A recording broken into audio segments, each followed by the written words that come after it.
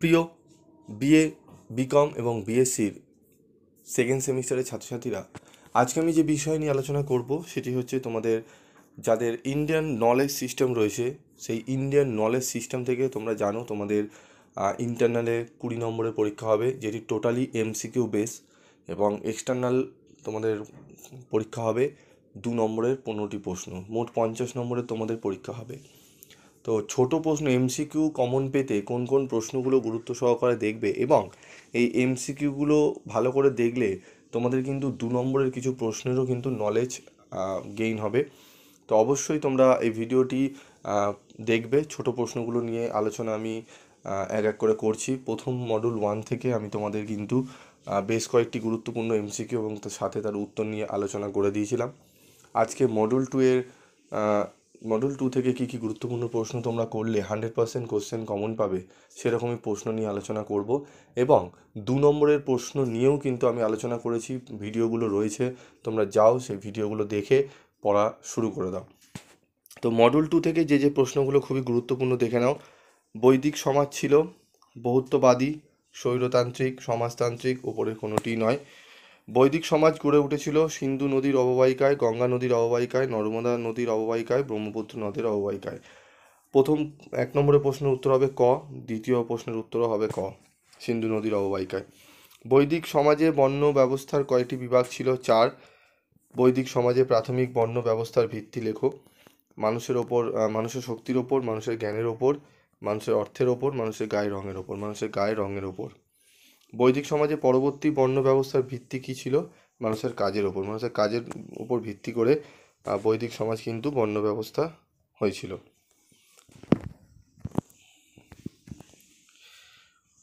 ব্রাহ্মণরা সমাজে কী কাজ করতেন? পণ্ডিত, পুরোহিত এবং শিক্ষকতা করতেন।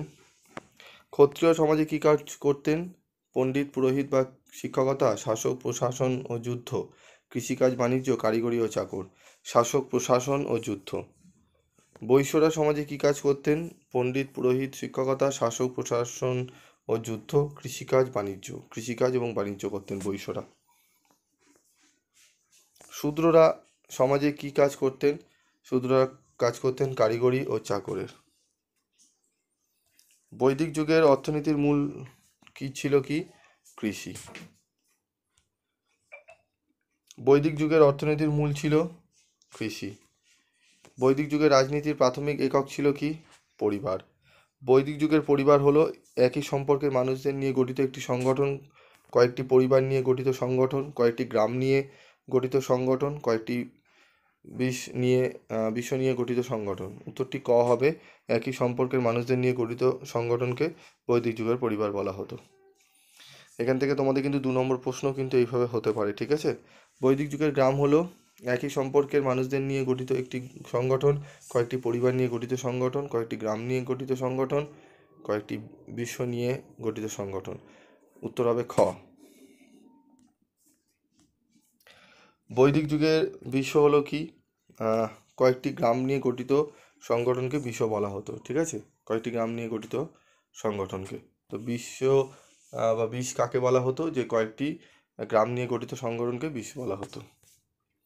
বৈদিক যুগে গ্রামের প্রধানকে কি বলা হতো? গ্রামানি। বৈদিক যুগের পরিবারের প্রধানকে কি বলা হতো? কুলপতি। বৈদিক যুগের জনপ্রধানকে কি বলা হতো? জনপতি বা রাজা। বৈদিক যুগের শাসন ব্যবস্থা কী ধরনের ছিল? ঠিক আছে, এই প্রশ্নের উত্তরটি তোমরা দেখে নাও, অপশানগুলো দেওয়া রয়েছে এখানে। উত্তরটি হবে রাজতন্ত্র। মনু সংহিতার বিষয়বস্তু কি? শাসন সংক্রান্ত। বৈদিক যুগে রাজার প্রধান কাজ কী ছিল? শত্রুর হাত থেকে প্রজাকে রক্ষা করা। বৈদিক যুগের সভা ও সমিতি সংগঠনটি ছিল, দেখে নাও উত্তরটি, এখানে আছে রাজনৈতিক পরামর্শদায়ী সংগঠন, আধ্যাত্মিক সংগঠন, বাণিজ্যিক সংগঠন, শ্রমিক সংগঠন। উত্তরটি হলো আমাদের শ্রমিক সংগঠন। প্রাচীন ভারতীয় রাজনৈতিক ব্যবস্থার 3টি স্তর কি কি? 3টি স্তর আমাদের কি কি রয়েছে এটি একটু দেখো। ধর্ম, অর্থ, কাম, ধর্ম, ধ্যান, ন্যায়।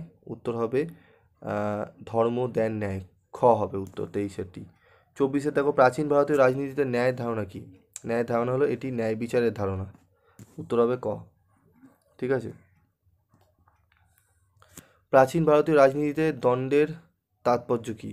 প্রাচীন ভারতীয় রাজনীতিতে দণ্ডের তাৎপর্য কী? এটি শাস্তির ধারণা। ঠিক আছে, তো এখানে 25টি প্রশ্ন আমি তোমাদের এই মডেল 2 থেকে দিলাম। আরও কিছু প্রশ্ন রয়েছে, আরও 10টি প্রশ্ন আমি পরবর্তী পার্ট 2-এ দেবো।